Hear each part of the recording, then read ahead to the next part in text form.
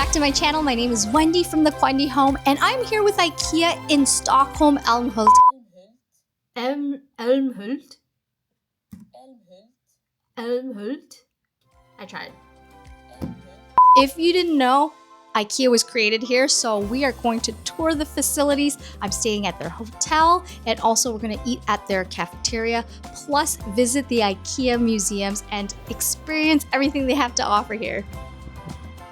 This hotel was really cool. It's definitely a once-in-a-lifetime kind of opportunity that I got to come to IKEA, and we stayed at this hotel that was built and furnished all by IKEA. It was so cool because we had an opportunity to stay on campus, or what I'm calling campus, because there is a restaurant and a food lab right next to it.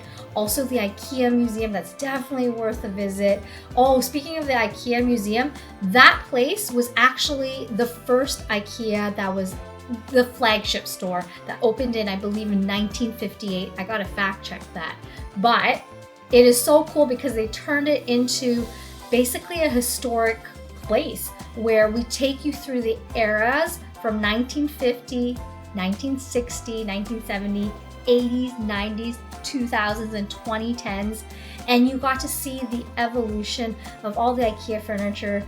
I'm pretty sure you guys recognize and probably own some of these pieces. I'm so happy that they're re-releasing some of them again because there are some iconic pieces, and I was so happy to see some 1950s original. Like, that's so cool. I don't know if you know this, but the creator of IKEA was actually born in Elmhurst. He started his business at 17 years old, which is wild to imagine. His dad had to sign the paperwork for him to open up IKEA, and he used to sell things out of a catalog, and it became so popular that they opened a store, and then it kept expanding and expanding. I got to visit the gift shop, and everything in here is exclusive to this location only because it's the birthplace of IKEA, so you know I went ham.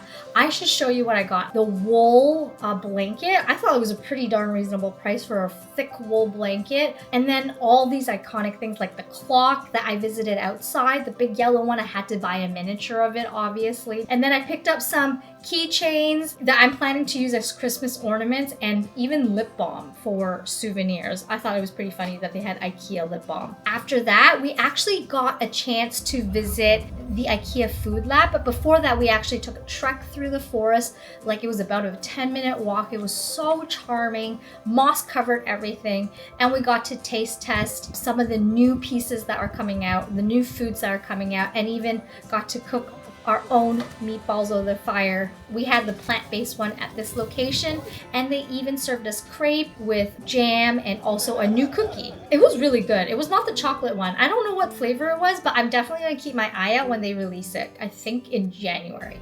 And then we made our way to the laboratories, the food laboratories, but literally it's a campus everywhere. There is signage that has like 50 languages because so many people live here because it's a global community.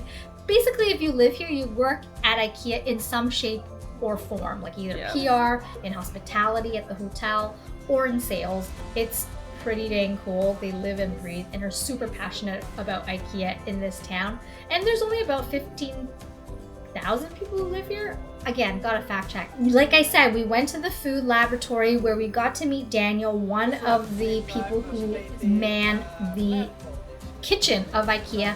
They test all their foods, how it cooks in your own kitchen at home, but also at retailers, at the cafeterias that you visit at IKEA locations near you.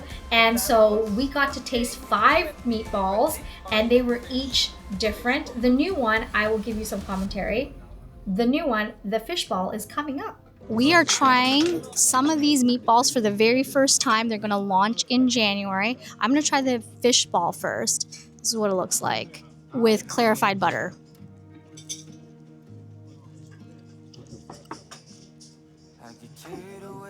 You know what this reminds me of?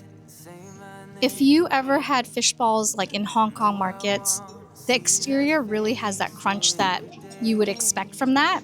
The interior is a lot softer, almost like a fish paste that we would be familiar with in soups and in hot, in hot pot. So really worth a try. Next, the falafel. This is also coming out soon. Okay, first bite.